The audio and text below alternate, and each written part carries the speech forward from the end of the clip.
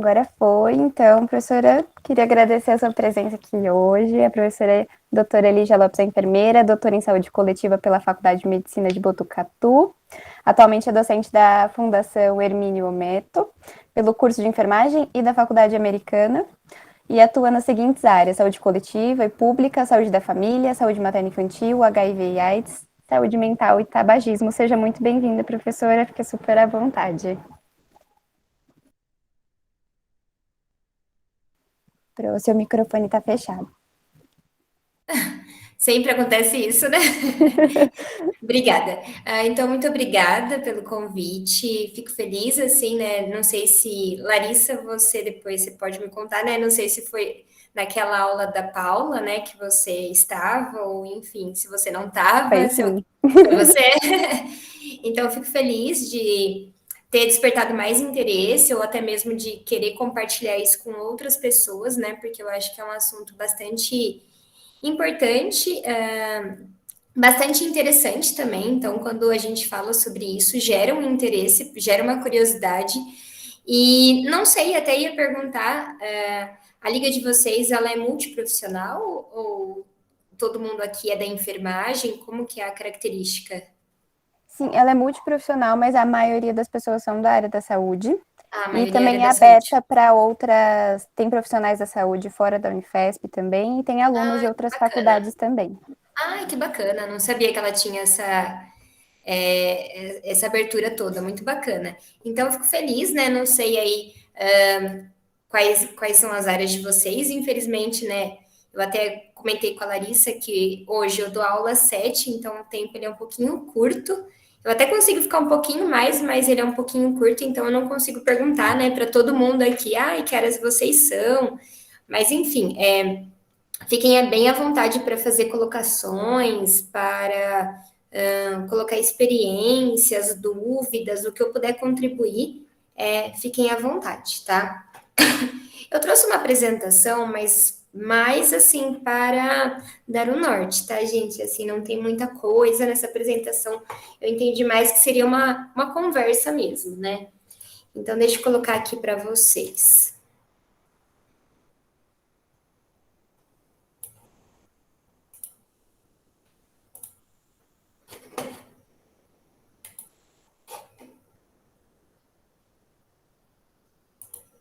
Bom, então vamos lá. A Larissa me apresentou muito bem, de uma forma bem resumida, porque é isso que eu gosto mesmo, é algo assim que é o que eu sou hoje, sou enfermeira, adoro saúde pública, é a minha área desde que eu formei, sempre trabalhei e atuei com isso. Meu mestrado e meu doutorado eu fiz voltado para a área do tabagismo. E aí a pergunta, por que profissionais do sexo, né? Da onde que vem essa vivência, da onde que vem essa experiência? Eu fiz o meu mestrado, né? Então, compartilhando com vocês, eu fiz o meu mestrado em Botucatu também, que foi lá que eu me formei na Unesp. E na época eu fiz o meu mestrado voltado com as mulheres profissionais do sexo. Então, o que, que eu avaliei na época? A prevalência de tabagismo entre mulheres profissionais do sexo. Foi, assim, uma grande aventura, porque a gente realmente não sabia o que esperar, não sabia como acessar, não sabia como que seria a receptividade desse público. E foi uma vivência, eu digo, uma experiência riquíssima. Por quê? Porque eu comecei a mudar o meu olhar enquanto enfermeira. Então, eu mudei o meu olhar para essa população e começo a entender também a problemática que vai muito além, na verdade, do tabagismo. Então, quando eu comecei a fazer a pesquisa, eu vi, e até comentei com os meninos na conversa que eu tive com eles, que o tabagismo era uma questão assim, um detalhe, frente a todas as situações, todos os comportamentos aí que a gente considera de risco que elas vivem, a situação de vulnerabilidade, enfim, foram tantos problemas, mas eu me senti assim, até foi uma experiência grandiosa, porque eu comecei a olhar para essas pessoas como pessoas. E não é que eu não olhava antes, mas a gente carrega o nosso estigma como pessoa. Então, nós todos aqui carregamos estigmas que vêm desde que a gente nasce. Relações que são colocadas na gente até por questões familiares, ou até como que a sociedade ela é organizada. Então, nós trazemos estigmas, e eu falo que na enfermagem nós temos que desconstruir. E a gente precisa desconstruir para que a gente consiga fazer um atendimento livre de preconceitos. Então, isso é muito, muito importante. E aqui, claro que eu trago essa visão minha como enfermeira, mas assim, isso vale para tudo. Então, quando a gente lida com pessoas, a gente precisa nos desconstruir, a gente precisa olhar aquela pessoa como uma pessoa antes de tudo, e sem julgamentos, sem julgar o que, que ela faz, o que, que ela fez, enfim, a gente precisa ter muito esse olhar. Então é aí que veio a minha vivência, tá? Fiz uma coleta de dados com essas mulheres durante um período extenso, assim, não muito extenso por conta do mestrado, mas a vivência foi bastante intensa, tá? Então, vou trazer um pouco, assim, alguns conceitos teóricos, mas também contar um pouquinho sempre da experiência, do que eu vivi em relação a esse grupo de mulheres, tá? Então, hoje, pode falar. Se quiser, fiquem à vontade, tá? Larissa levantou a mão? Ou será que foi sem querer? Não sei.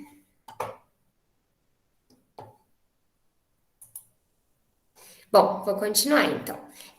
Então, hoje, a gente sabe que a profissão, né, profissional do sexo, ser profissional do sexo, não é uma coisa que é agora, da atualidade, ou porque, nossa, vivemos num país desigual, não é de hoje, tá? Então, a gente sabe que, claro, a desigualdade, ela contribui muito para isso, mas essa é uma atividade que ela existe há muito tempo. A gente considera essa a atividade mais antiga da humanidade. Então, o que é ser profissional do sexo? Profissional do sexo nada mais é, todo mundo aqui sabe, né? Mas é sempre bom relembrar, que é o quê? Quando, seja mulher ou homem, eles têm relações sexuais de forma remunerada. Então, aquela relação sexual, o que importa não é o afeto, não é o carinho, não é o desejo recíproco, mas seria o quê? O prazer sexual de uma das pessoas, principalmente em troca de algum bem material. E eu falo um bem material que pode ser tanto o dinheiro em espécie, ou pode ser também drogas. Então, isso também a gente vê bastante quando eu estive fazendo a pesquisa. Então, muitas mulheres têm relações sexuais em troca de drogas, tá? O que já nos mostra um problema muito mais grave, tá? No Brasil, atualmente, essa categoria profissional, ela é reconhecida pelo Ministério do Trabalho, mas ela é reconhecida como um trabalho informal. Pensando aí, né, até vocês podem colocar, quando a gente pensa num trabalho informal, do que eu abro mão, gente? Não sei se vocês conhecem alguém que trabalha de maneira informal, mas do que eu abro mão quando eu tenho um trabalho informal? É um trabalho que ele é regularizado? Dos direitos, exatamente, Giovana. Então, é um trabalho que ele é reconhecido, mas ele não tem direito algum. Então, é um trabalho que, assim como vocês falaram, que não tem nenhum direito trabalhista. Então, não tem aposentadoria, não tem férias, não tem 13º, não tem... quando elas não trabalham, elas não ganham dinheiro. Se elas ficam doentes, não ganham dinheiro. Situação que a gente está vivendo, pandemia. E aí? Tem algum auxílio? Tem alguma situação que ajude elas nesse período? São as dificuldades desse trabalho, tá? E além disso, claro, é um trabalho que é visto de uma maneira muito ruim. Então, a gente tem todo o preconceito da sociedade, toda a discriminação, e essas pessoas, elas são marginalizadas, tá? Gente, desculpa que eu tô com uma tosse alérgica, tá? Então, por isso que eu vou dar umas tossidas. Mas quem são, né? Aqui eu trouxe o olhar para mulheres, tá? mulheres profissionais do sexo. Quem são? Elas representam aí 1% da nossa população. E são mulheres que variam de 15 a 49 anos de idade. Então, vocês percebam que essas mulheres, elas estão em todos os lugares e são meninas, mulheres, mulheres mais velhas. Então, a gente vê todo tipo de situação, tá? Uma característica muito típica desse público é o quê? A baixa condição socioeconômica e o baixo nível de escolaridade, que geralmente também está associado, tá? Então, eu costumo sempre falar que o Brasil é um país que a gente fala, as pessoas gostam muito de falar de meritocracia, né? Mas meritocracia, gente, não é justo num país desigual. Não sei se vocês concordam com isso, mas não é justo num país desigual. Por quê? Porque eu tenho pessoas que não têm acesso nenhum à escolaridade. Eu tenho pessoas ainda hoje que nascem em condições socioeconômicas muito complicadas. E elas, gente, não é porque elas não querem estudar, não é porque elas não querem ter uma outra profissão, é porque elas nem conseguem se imaginar fazendo outra coisa, tá? Então a gente tem que pensar muito sobre isso. E aí eu falo sempre para os meus alunos e vou falar aqui para vocês. Eu também, assim como vocês, nós somos privilegiados. Por quê? Porque nós estamos aqui, podendo ter acesso a uma educação de qualidade, tá? E não estou falando que o que eu estou passando aqui é de qualidade, mas vocês estão numa boa universidade, numa universidade reconhecida, e isso mostra o quê? Que nós temos privilégios, tá? Diferente dessas meninas que nascem em um ambiente totalmente desestruturado, muitas vezes, um ambiente com baixas condições socioeconômicas e, por fim, essa baixa aí, escolaridade, que é um reflexo, tá? E aí vem muito aquela questão, né, que vocês provavelmente já ouviram enquanto sociedade, que é, vida boa, isso é ganhar dinheiro fácil, trabalhar não quer, não é? As pessoas têm muito essa fala, que é uma fala cheia de preconceitos, até porque eu sempre falo assim, se a vida é tão boa, por que você não faz o que a pessoa faz? Porque não é simples, não é fácil, é muito difícil, tá? Então, o que leva essas mulheres muitas vezes ao caminho da prostituição é porque elas não têm outra fonte de renda. É porque elas usam isso como sobrevivência. E aí, claro que eu nem trouxe essa vertente, mas aí a gente poderia ter um olhar também para o quê? As travestis. Muitas trabalham como profissionais do sexo, por quê?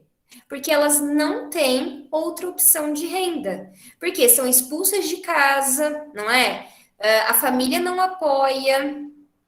E aí, você vai fazer o quê, gente? Imagina você com, sei lá, 15 anos, 13 anos, tem esse conflito familiar na sua imaturidade, claro, porque você ainda é jovem, você ainda precisa do suporte familiar, do apoio, e aí você é expulsa da sua casa, você para de estudar, porque também imagina que a situação não deve ser nada fácil para se manter estudando. E aí você vai fazer o quê? Você vai conseguir outra renda? Vai conseguir sobreviver de outra forma? E aí, o que a gente precisa desconstruir é essa fala preconceituosa de que há uma forma de ganhar dinheiro fácil. Nunca que é fácil. Aquilo não é fácil. Por que não é fácil, gente? Porque aquelas mulheres, ou quem quer que seja, que trabalha como profissional do sexo, entrega o seu corpo, a sua intimidade, para uma outra pessoa que ela nem conhece. E isso, gente, se coloque na situação. Eu falo muito dessa questão de empatia. Vamos se colocar no lugar do outro. Será que é fácil? Vem uma pessoa pagar pela sua intimidade, pelo seu corpo. Aquilo é uma situação já muito difícil e sem contar as inúmeras situações às quais elas estão expostas. Então a gente já sabe que, historicamente, ser mulher não é fácil, não é? Ser mulher na nossa sociedade não é fácil. E aí a gente reflete sobre tudo isso. Imagina ser mulher numa posição que o homem se sente o quê? Superior. Você está numa posição na qual você está se submetendo a um serviço. E um serviço sexual. Então, entendam que se você hoje já tem dificuldade de andar na rua, porque vai ter um homem que vai mexer com você, já tem dificuldade de falar não, imagina elas, tá? Então, elas estão muito mais expostas a esse tipo de agressão, tá? Por quê? Porque o cliente, ele se sente o quê? Dono. O cliente, ele sente que a mulher é posse dele, tá? Então, isso é muito, muito importante. E aí eu conto uma vivência minha que eu tive que foi muito, muito isso, tá? Uma vez eu ia fazer as entrevistas no período da tarde. E contando um pouco dessas minhas experiências, eu morava em Botucatu na época, e lá havia um bairro, né? Assim como, não sei se todos aqui são de São Paulo, mas havia um bairro que tinha um público maior de prostituição, que elas ficavam na rua, e lá não tinham só as mulheres, mas também as travestis. E havia dois locais, vamos dizer assim, duas casas noturnas, que também tinham esse serviço de prostituição, tá? E aí eu fiz a pesquisa nos três locais, tá? Quando eu ia na rua, eu me sentia mais exposta. Por quê? Porque na rua, gente, é terra de ninguém. Na rua é aquela coisa, né? Quem parou, levou e é aquela situação. Então, na rua, da minha vivência, as mulheres que estavam se prostituindo na rua, elas tinham uma condição socioeconômica mais baixa. Então, o programa, para quem tem dúvida, o programa na época, isso foi em 2013, tá? Já faz algum tempo. Mas o programa na época eu escutava, porque eu estava fazendo uma entrevista com chegava um homem e perguntava quanto era o programa. O programa na época, R$ 50, tá? Isso já sabe, quando você ouve isso, já, tipo, já te dá um arrepio, sabe? Uma coisa ruim. Olha só, gente, R$ 50. Triste, né?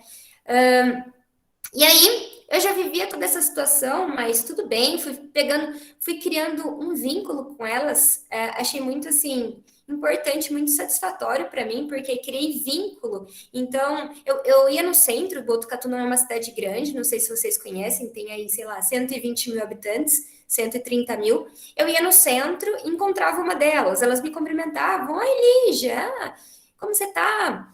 E por quê? Porque eu criei um vínculo e eu acabei virando uma figura importante para elas. E eu achava que, na verdade, que quando eu chegasse lá, não iam querer falar, não iam querer conversar. E, na verdade, gente, eu percebi que foi completamente diferente. Na época, a gente escolheu trabalhar com o sexo feminino, tá? Vamos dizer assim. E aí a gente fez esse recorte para mulheres apenas. Então, não tinha essa questão do gênero. E aí, então, eu acabei não entrevistando as travestis. E elas ficavam chateadas, sabe? Elas falavam para mim, ai, por que que a gente não? A gente queria participar, sabe? E era uma coisa, assim, que para mim foi surpreendente mesmo. E aí, contando o que eu queria contar, uma vez eu estava fazendo a entrevista, e aí passou um cara de moto, eu não esqueço, pra vocês terem ideia, olha só quantos anos que faz, eu não esqueço. Passou um cara de moto e eu sempre ia assim, sabe, gente, de calça jeans, camiseta, cabelo preso, sabe? Bem assim, para não parecer que eu estava ali me prostituindo. E aí passou um rapaz de moto, e na época eu tinha um cabelo um pouco mais claro, e aí ele perguntou para mim, loira, quanto que tá o programa? Gente, eu falo para vocês que aquilo foi uma situação que me deu um choque, mais um medo, um nervoso, sabe, uma situação tão ruim. Que aí eu me coloquei de verdade no lugar delas. Por quê? Porque aí eu percebi o que é você lidar com uma pessoa que você não conhece, uma pessoa feia, sei lá, gente, sabe? Uma pessoa que não faz o seu perfil e você aceitar isso, tá? E aí, na hora, a moça que estava comigo, ela falou: não, ela não faz programa. Ela já me defendeu. Por quê? Porque elas assumem muito essa postura de defesa. Então, assim, contando um pouquinho das minhas experiências, foram situações assim que eu criei muito vínculo e eu pude ver o sofrimento. Eu vi o quanto que elas, a situação de vida que elas viviam, onde que elas viviam, o porquê que elas estavam ali. Então, eu lembro também uma menina, ela era muito nova mesmo na época, e ela contou para mim que era assim, eu fui fazer a entrevista, ela tinha feito o primeiro programa no dia anterior. E aí ela contou para mim assim, ela falou assim: "Olha, eu vou te falar a verdade. O que eu ganhei ontem, eu não ganhava um mês trabalhando de caixa na loja". E aí, sabe, gente, você se coloca muito naquela situação. Ah, mas ela não poderia se contentar sendo caixa e estudar, fazer uma faculdade. Mas, gente, será que ela consegue ter essa dimensão? Será que ela consegue imaginar que ela chegaria onde vocês estão, onde eu estou? Então, é muito essa reflexão, tá? Vou continuar aqui, depois eu conto um pouquinho mais das minhas vivências. É, e aí a gente entende, então, que essas mulheres, elas estão expostas a não um comportamento de risco, a vários, tá? Então, começa pelo ambiente de trabalho, como eu falei. Imagina você trabalhar na rua, com quem quer que passa lá, você ir para uma relação íntima. Então, imaginem isso, tá? Então, é algo assim que eu pude vivenciar, eu entrei nas casas, é algo assim que precisa ter muita coragem, tá? Precisa precisar muito mesmo, porque não é ganhar dinheiro fácil de jeito nenhum. Aquilo não é fácil mesmo, tá? Então, elas vivem num ambiente de trabalho inseguro. Isso que eu ia à tarde, gente. Imagina à noite, eu sempre imaginava isso. Elas estão suscetíveis a todo tipo de violência. Seja a própria violência sexual, a violência psicológica, a violência verbal, a violência física, tá? Então, a gente tem que entender que muitas das pessoas que procuram as profissionais do sexo, as pessoas procuram de forma escondida, tá? Então, na grande maioria, homens, tá? Mas que procuram de forma escondida. Então, vocês imaginam que eu estava fazendo uma pesquisa numa cidade pequena. Muitos homens ficavam incomodados com a minha presença. Por quê? Porque eu poderia, não sei, contar para alguém, falar que eu vi uma pessoa semelhante. Então, a gente vê muito isso. Então, se é um serviço que ele é obscuro, vamos colocar assim entre aspas, então ele é um serviço que não tem nenhum tipo de proteção, tá? Aquela pessoa que compra aquele serviço, ela tem medo. Ela faz aquilo, mas de forma escondida. Por isso que, assim, eu ia na hora do almoço e era cheio. Era cheio de pessoas procurando. Então, é assim, é uma coisa assim, que é um mundo assim, que só quem vive sabe. Um mundo regado com muita droga, tá? E muita bebida alcoólica. Então, era comum, para vocês terem uma ideia, as mulheres, principalmente as que estavam na rua, quando eu ia entrevistar elas, elas chegavam a fumar, gente, 5 maços de cigarro por noite. 5 maços de cigarro. É muito cigarro. Vocês sabem quanto que vem num maço? Uns 20 cigarros. 20 cigarros, Luísa. 20 cigarros. 100 cigarros, gente, numa noite. Drogas que elas mais usavam, cocaína, com certeza cocaína, usavam muito, tá?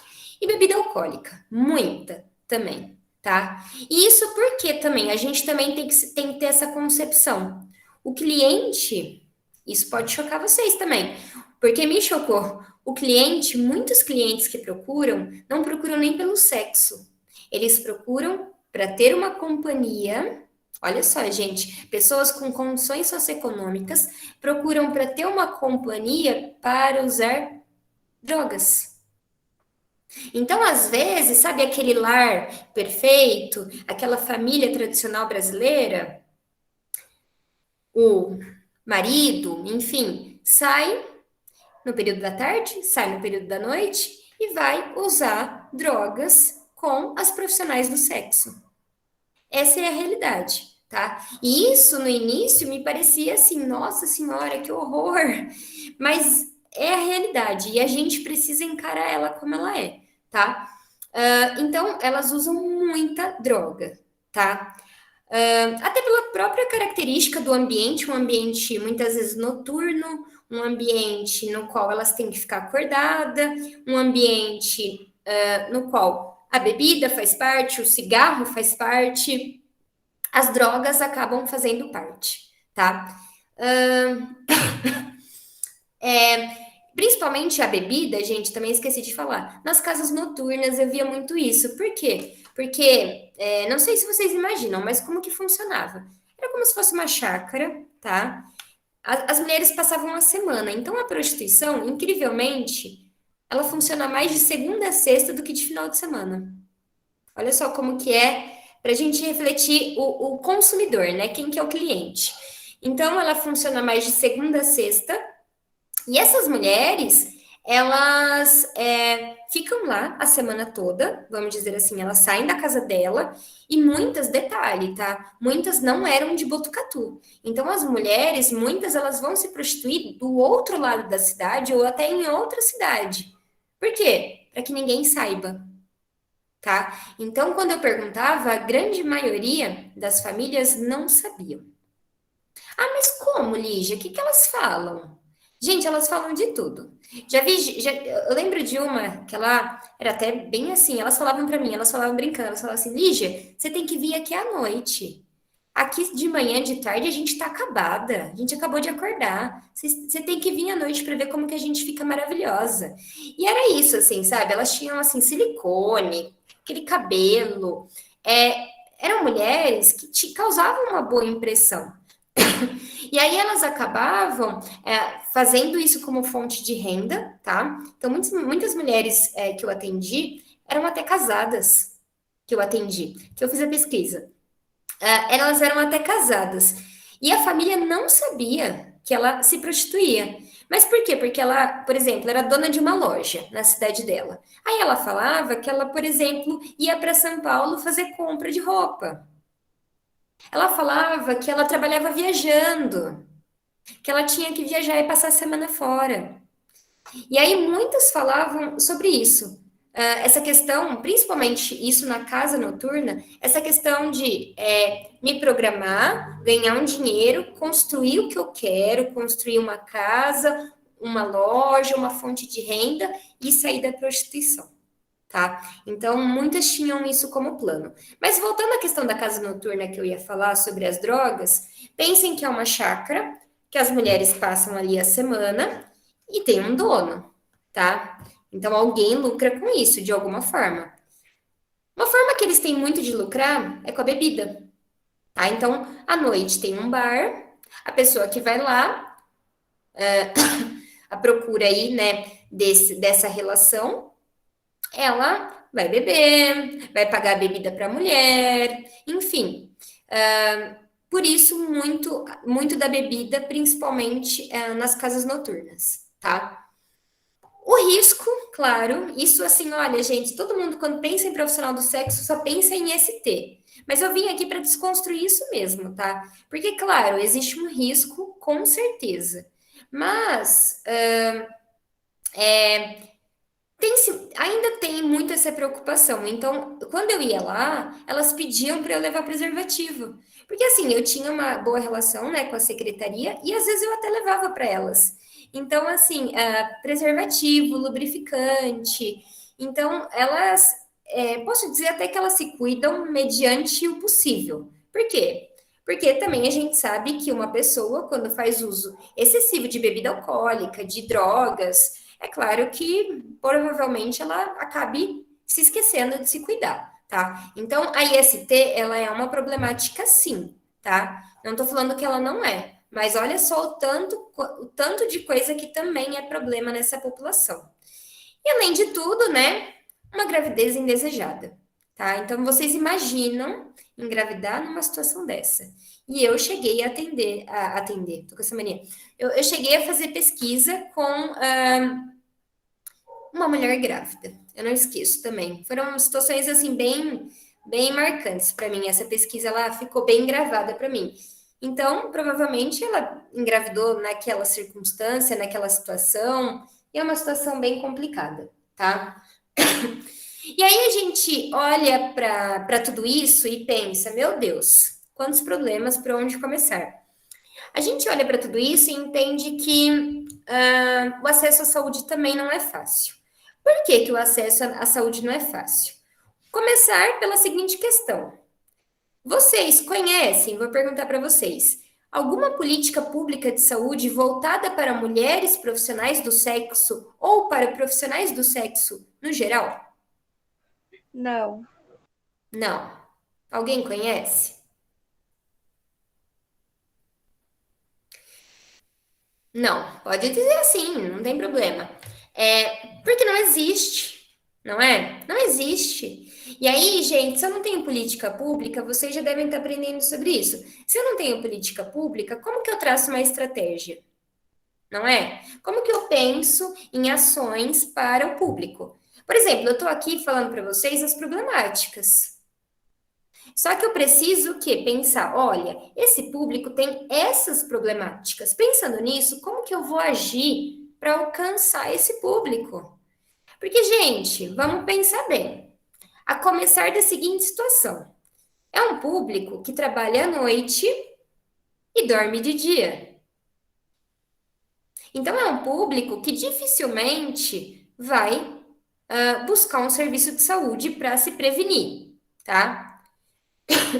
Quando busca o serviço de saúde, a atenção primária, que seria o quê? Unidade básica de saúde, estratégia de saúde da família, eles, né, isso tem pesquisas que mostram, tá? Não é uma coisa que eu tô falando aqui.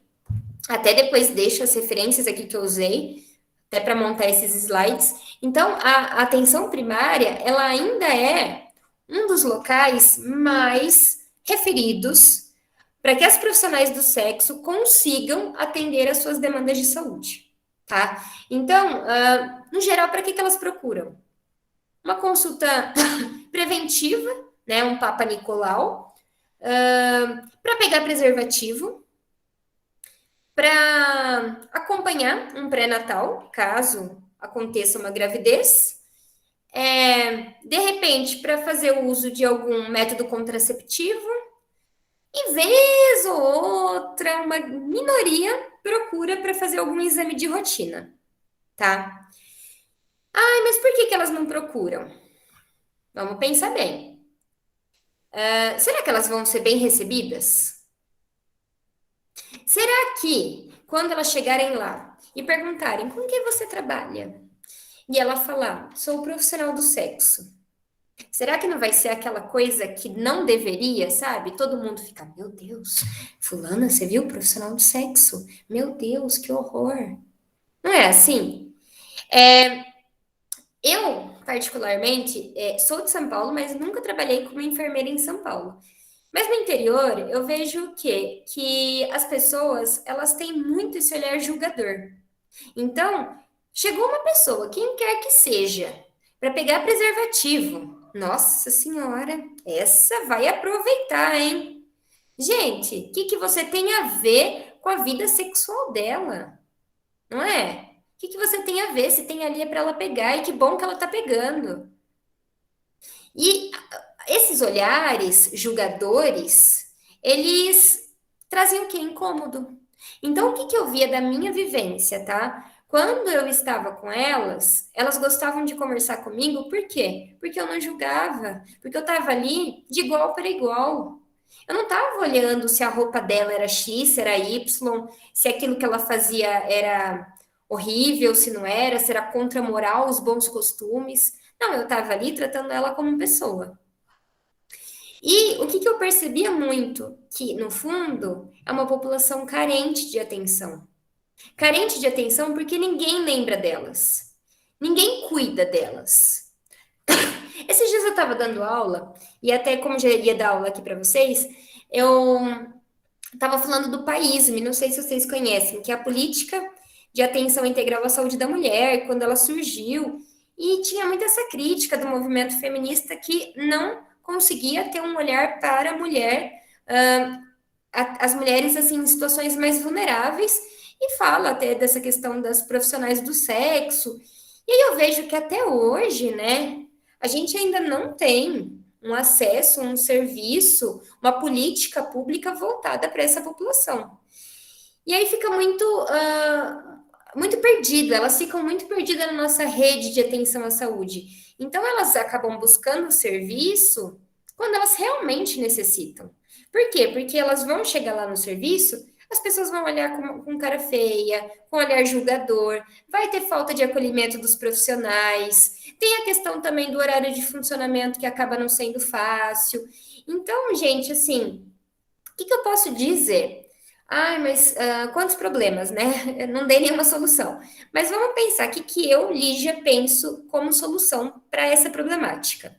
Um dia, vai trabalhar em uma unidade de saúde ou onde quer que seja, que tenha um público de profissionais do sexo, a gente tem que conhecer o nosso território. Tem bairros que têm essa característica. É um bairro que tem mais mulheres profissionais do sexo. Mas peraí, essas mulheres moram aqui, não moram aqui, elas vêm de outra região. Como que eu atinjo essa população? Como que eu consigo me aproximar delas? Lá em Botucatu, eles tinham uma estratégia muito bacana. Então, existiam os agentes de saúde, tá? Não os agentes comunitários, os agentes de saúde, que eram de um programa de saúde sexual e reprodutiva, e eles levavam preservativos e também lubrificantes para essas mulheres, tá? Outra coisa que em Botucatu fazia, e eu falo para vocês que eu acho uma estratégia muito bacana, fechar a unidade um dia, sei lá, a cada 6 meses. Então, olha, sexta-feira a gente não vai atender a população. E eles atendiam só os profissionais do sexo. Mas isso não é pior? Isso não acaba segregando? Olha, gente, não deveria ser o ideal, tá? Mas o que acontecia é que nesse dia eles se sentiam à vontade em procurar o serviço. Por quê? Porque chegava lá, não tinha aquela senhorinha que estava julgando. Chegava lá, era um dia voltado para a saúde deles. Então aquilo era muito bacana. Era uma estratégia, era uma forma de alcançar essa população, tá? Outra estratégia que eu descobri aí fazendo o meu mestrado é que a gente precisa trabalhar a redução de danos. Então, não sei se todo mundo aí conhece o que é redução de danos. Eu entendo que essa população ela vai estar exposta a situações que a gente considera prejudiciais, tá? Então, quais são as situações? Todas essas aqui. Então, o risco de contrair uma ST, o uso excessivo de bebida alcoólica, de drogas ilícitas, de tabaco, o risco de violência. Então, eu entendo que ela vai viver essa situação. E eu entendo, gente, que a profissão do sexo, né, ser profissional do sexo, não é algo que a gente vai acabar, tá? Então, eu não tenho controle sobre isso. Então, a partir disso, a gente tem que pensar em redução de danos. Se eu sei que elas vão ter relações com pessoas desconhecidas, então eu dou preservativo.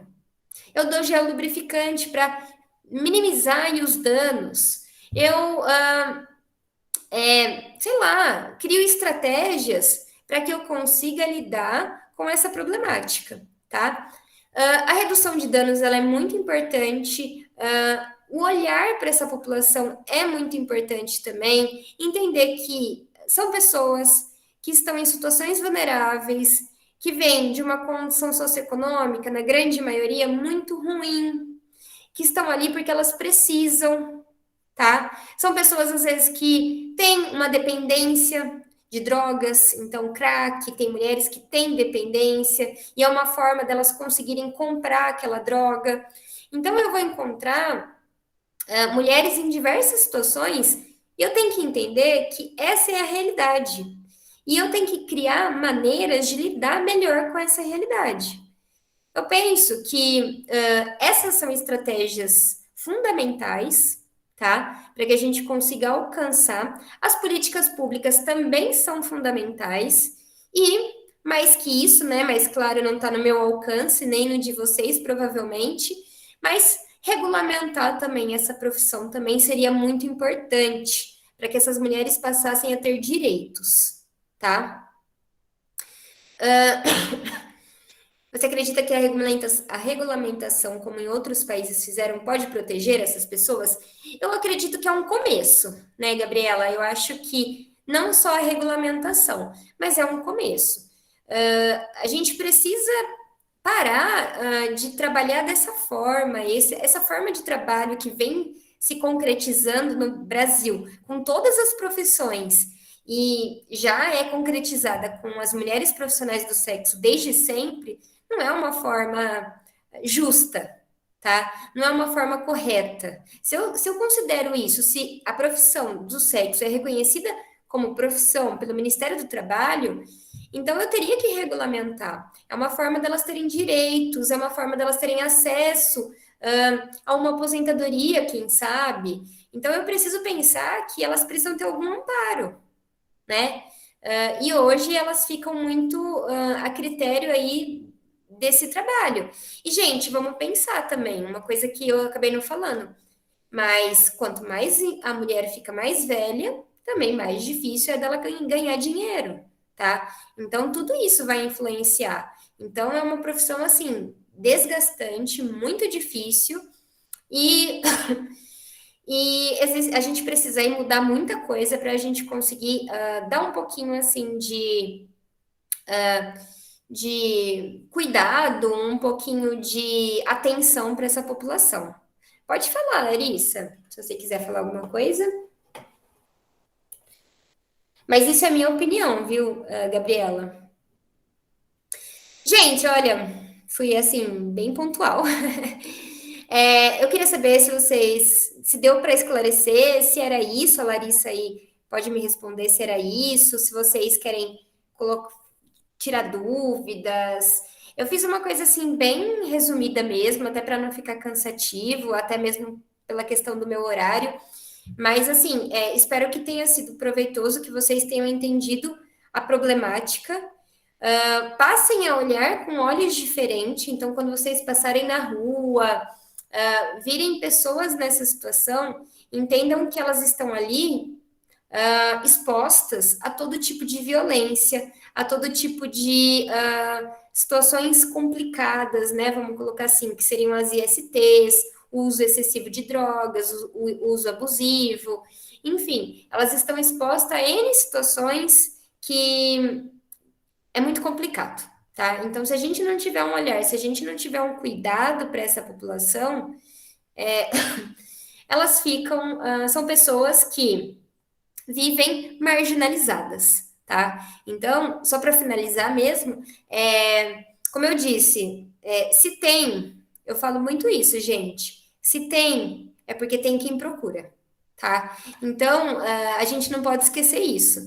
Essas mulheres, ou enfim, esse público que tem aí a prostituição como uma forma de renda, eles conseguem fazer isso porque tem pessoas que procuram isso, tá? Então, se tem pessoas que procuram isso, a gente precisa entender que essa é a nossa realidade de muito tempo.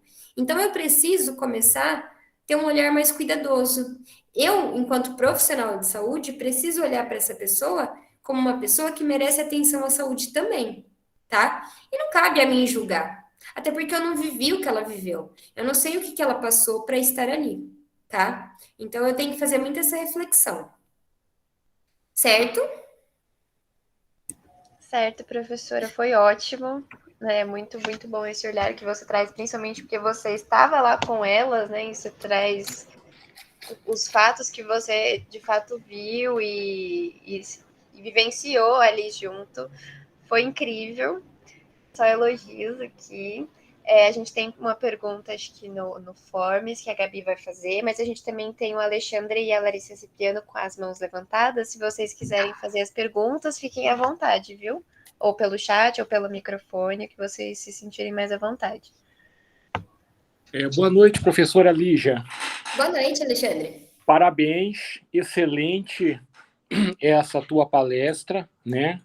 E eu fico muito satisfeito e isso dá aquela esperança em nós da área da saúde. Eu sou da psicologia, Ai, que bacana. ainda estou no início, no 4º semestre, né?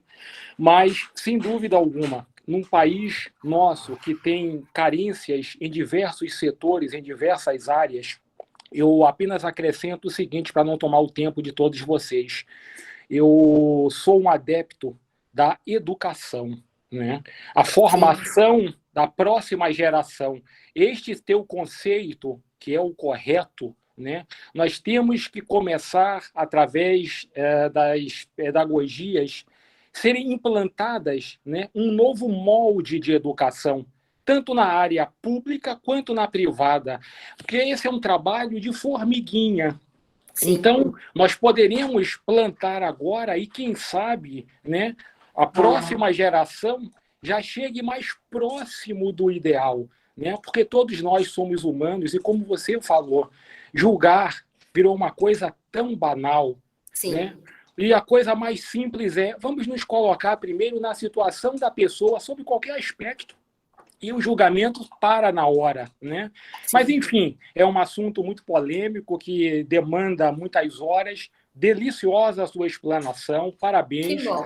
porque o nosso país, a nossa educação, a nossa saúde precisa de profissionais desse quilate, com essa visão. Parabéns mais uma vez. Muito obrigada pelo carinho aí, Alexandre. Eu acho assim, eu peço até desculpas, né? Eu até tinha já falado com a Larissa, por não conseguir ficar mais tempo, né? Por isso que eu acabei assim com uns minutinhos antes para a gente até conseguir conversar, que eu falei, não preciso sair às 7, eu consigo ficar um pouquinho mais, mas fico feliz de ter contribuído assim, né? Eu não me sinto, nossa, expert nesse assunto, tá? Não acho que eu sou uma estudiosa em relação a isso, mas foi uma experiência que eu acho que poucas pessoas têm e foi uma experiência, assim, única. Eu falo que me mudou como profissional.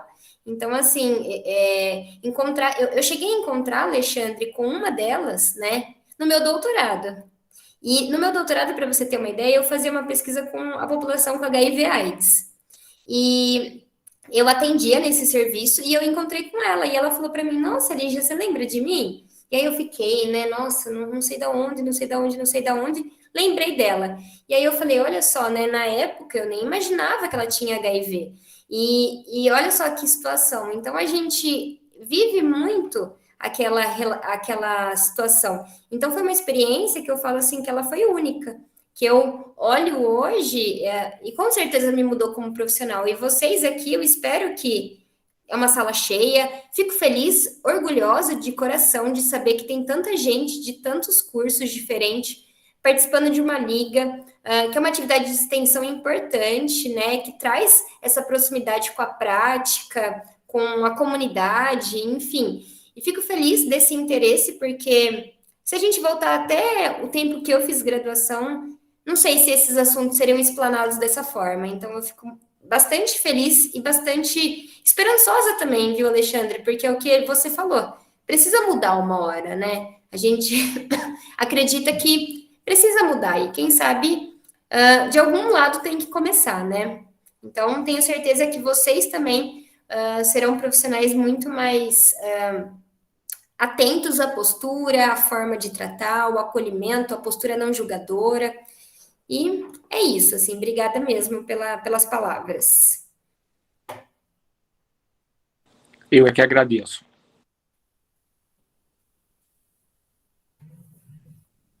Professora, eu vou ler uma dúvida que apareceu aqui. Pode ler. Gostaria de saber o que você percebeu sobre a saúde mental dessas profissionais. Na época, o que eu percebia? Eu percebia muita essa relação. Como que eu posso explicar? Muitas daquelas mulheres, elas já estavam naquele ramo, vamos dizer assim, há algum tempo. Então, muitas já estavam acostumadas.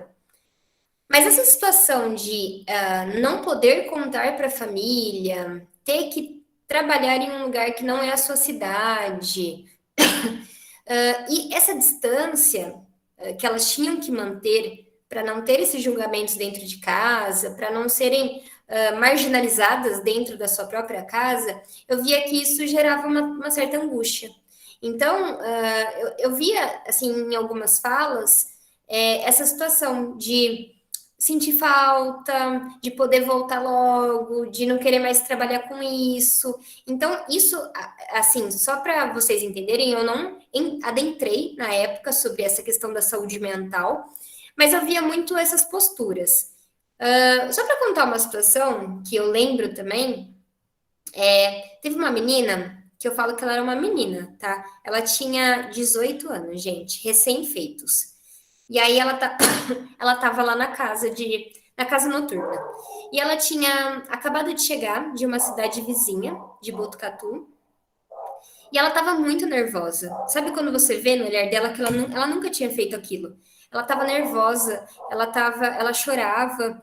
E aí, assim, sabe, aquilo foi tão desesperador, sabe, gente? Se eu pudesse, se na época eu tivesse condições, não sei, eu teria dado um jeito de tirar ela de lá, sabe? Por quê? Porque se via que aquilo estava angustiante para ela tá ali. Só que aí, quando eu comecei a conversar com ela, eu não vou lembrar detalhes da história, tá? Mas eu via que ela tinha uma história muito difícil e ela não tinha muita perspectiva. Então, trabalhar como profissional do sexo é o que ela tinha para ela conseguir uma fonte de renda. E aí, mas ela estava muito nervosa, com muito medo. Uma menina, gente, uma menina. Não sei quantos anos vocês têm, mas assim, 18 anos é muito nova. E aí, o que eu via? Um certo suporte entre elas. Então, como elas ficavam todas ali naquela casa, juntas, então elas conversavam entre elas e falavam: olha, vai ficar tudo bem, fica tranquila, a gente tá aqui com você, a gente vai estar junto. Então, esse certo suporte, esse certo apoio, eu percebia muito, tá? Outra situação também relacionada à saúde mental, que eu fico pensando, além desse uso, né, abusivo aí de drogas ilícitas, eu via muito essa questão é, dessa angústia de fazer algo que também não é aceito pela sociedade, de não poder contar para ninguém, de ser julgada, o preconceito, porque isso dói. Então, por isso que eu falei para vocês que eu sentia que elas eram carentes. Então, quando eu chegava, eu juro para vocês, gente, não estou mentindo. Teve uma delas, que eu não me lembro mais assim o nome, mas ela gostava, ela criou tanto vínculo comigo que ela falava para eu ir lá final de semana ficar com ela, que ela me chamava para ir para a cidade dos pais dela, sabe? Então, assim, é uma situação que você percebe que a pessoa se sente muito sozinha, entendeu? Olhando, fazendo esse olhar para a saúde mental, eu consigo ver que ela se sentia muito sozinha e que ela via em mim uma amiga. E eu, na verdade, eu não via nela uma amiga, entendem? Mas ela conseguia ver em mim uma amiga. Por quê? Porque eu não estava ali julgando, eu não estava com preconceito, então ela podia ser ela mesma. Então, assim, não sei se eu respondi, tá? Eu não avaliei a saúde mental, mas fazendo essa análise, foram essas situações que me chamaram a atenção. Deu para Respondeu? entender sim, professora. Deu sim. Uma outra dúvida que apareceu é assim, ao encontrar uma profissional do sexo menor de idade, há algum protocolo a ser seguido na área da saúde? Então, não poderia, tá? Não poderia mesmo, você teria que, enfim, ir no conselho tutelar e teria que tomar uma atitude dessa, tá? Então, a gente não poderia. Tanto é que nessa casa, foi o que eu falei, ela tinha 18 anos, por isso que ela estava ali. Essas casas noturnas, elas nem permitem que meninas mais novas estejam como profissionais do sexo, tá? Então, tem essa certa, vamos dizer assim, essa certa regra. Na rua, eu também não me lembro de encontrar meninas menores, mais novas, tá? Não me lembro agora de cabeça, eu teria que olhar lá os dados, mas eu não me lembro. Mas, assim, realmente a gente poderia ter uma atuação aí com o Conselho Tutelar, principalmente, tá? Entendi, Pro. Por enquanto, aqui sem mais dúvidas. Não sei se alguém quer falar alguma coisa, fazer outra pergunta pelo chat. Sintam-se à vontade.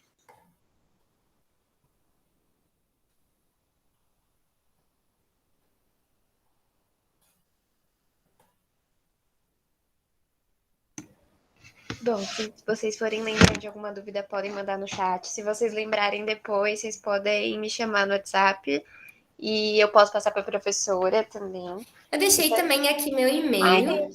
Então tá ótimo. Eu deixei aqui. Caso alguém queira falar no particular, mandar mensagem, enfim, fico aí à disposição. Fiquem à vontade mesmo. É o que eu falei, Larissa, não sei se era isso que vocês queriam, né? Foi assim uma coisa meio resumida. Daria para a gente ficar muito tempo falando sobre isso.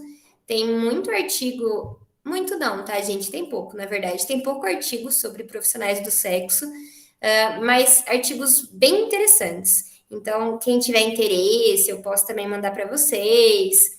É algo assim, eu acho assim, que alguém tem que pensar nelas, né? Não vou falar que é maravilhoso, porque é uma situação bem complicada, mas poder viver isso, experienciar, passar por isso, faz a gente olhar de outra forma. Então, eu vi que a Luísa aqui colocou essa questão, né, que os próprios profissionais de saúde consideram um tabu. E é verdade. Os próprios profissionais de saúde têm esse tabu.